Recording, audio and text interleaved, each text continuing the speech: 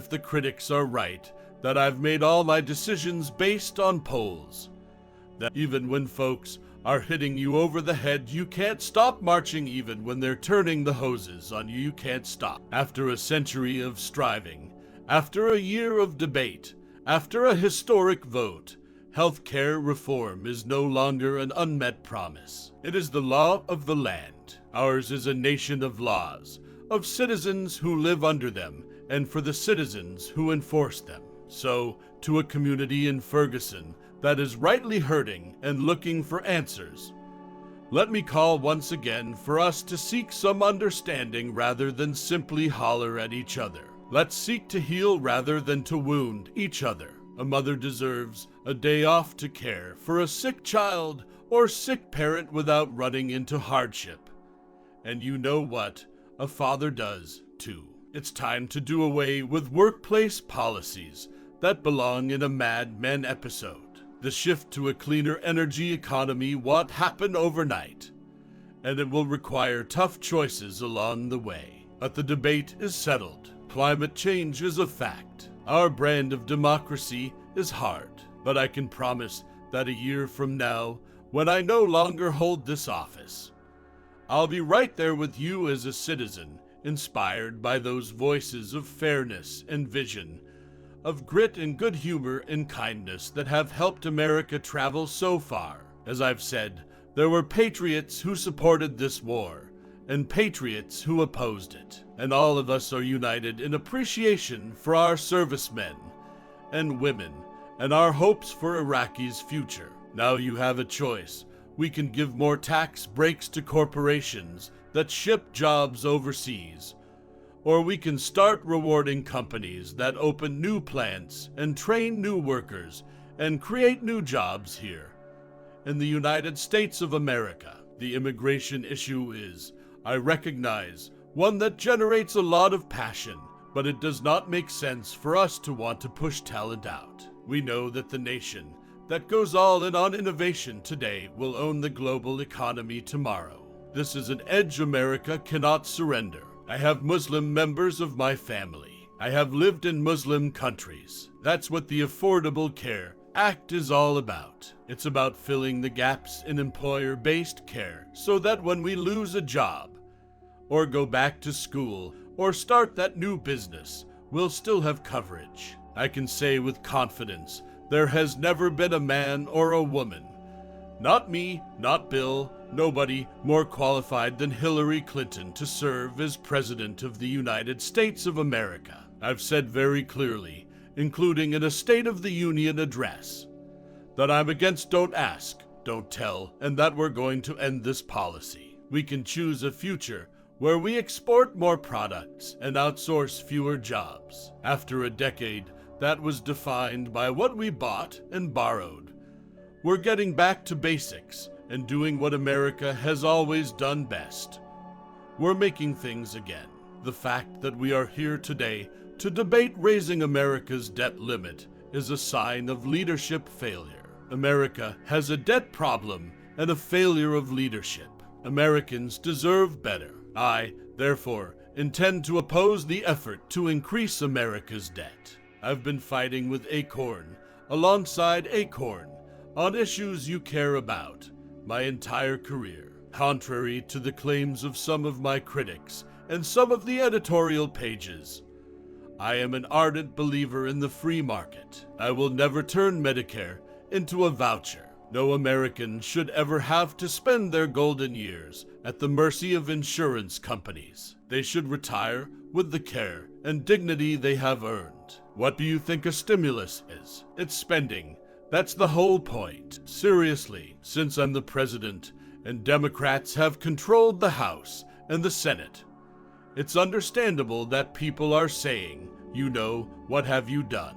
I miss Saturday morning, rolling out of bed, not shaving, getting into my car with my girls, driving to the supermarket, squeezing the fruit, getting my car washed, taking walks, cutting the deficit by gutting our investments in innovation, and education is like lightning an overloaded airplane by removing its engine.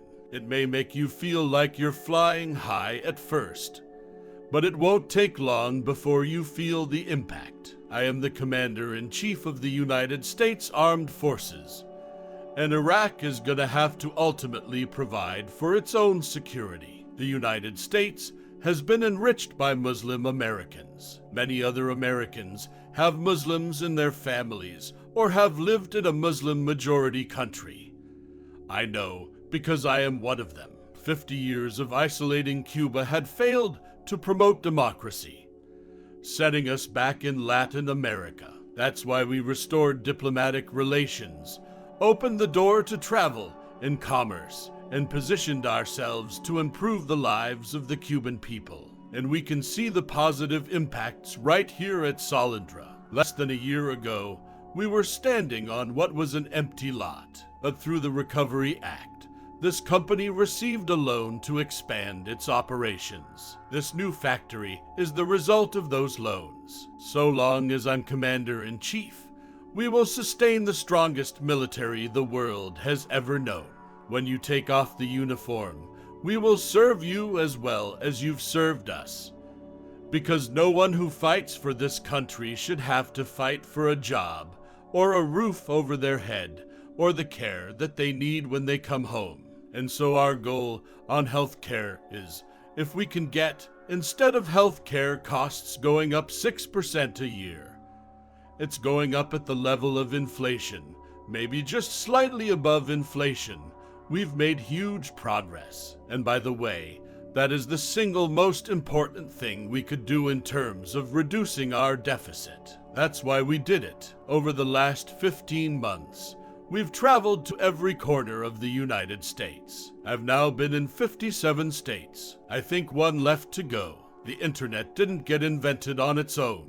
Government research created the internet so that all the companies could make money off the internet. The point is that when we succeed because of our individual initiative, but also because we do things together. Trayvon Martin could have been me 35 years ago. My job is not to represent Washington to you, but to represent you to Washington. We all remember Abraham Lincoln as the leader who saved our union, founder of the Republican Party. What I'm asking for is hard. It's easier to be cynical, to accept that change isn't possible, and politics is hopeless, and to believe that our voices and actions don't matter. But if we give up now, then we forsake a better future. The fact that my 15 minutes of fame has extended a little longer than 15 minutes is somewhat surprising to me and completely baffling to my wife. The Middle East is obviously an issue that has plagued the region for centuries. First, how do we give everyone a fair shot at opportunity and security in this new economy? Second, how do we make technology work for us and not against us, especially when it comes to solving urgent challenges like climate change? Third, how do we keep America safe and lead the world without becoming its policeman? Now, anybody who thinks that we can move this economy forward with just a few folks at the top doing well, hoping that it's going to trickle down to working people who are running faster and faster just to keep up, you'll never see it. Community colleges play an important role in helping people transition between careers by providing the retooling they need to take on a new career. If you're looking for the safe choice, you shouldn't be supporting a black guy named Barack Obama to be the next leader of the free world. On every front, there are clear answers out there that can make this country stronger. But we're going to break through the fear and the frustration people are feeling. Our job is to make sure that even as we make progress, that we are also giving people a sense of hope and vision for the future. In the white community, the path to a more perfect union means acknowledging that what ails the African American community does not just exist in the minds of black people, that the legacy of discrimination and current incidents of discrimination, while less overt than in the past, are real and must be addressed. What I believe unites the people of this nation, regardless of race or region or party, young or old, rich or poor, is the simple profound belief in opportunity for all. The notion that if you work hard and take responsibility, you can get ahead. I opposed the Defense of Marriage Act in 1996. It should be repealed, and I will vote for its repeal on the Senate floor. I will also oppose any proposal to amend the U.S. Constitution to ban gays and lesbians from marrying.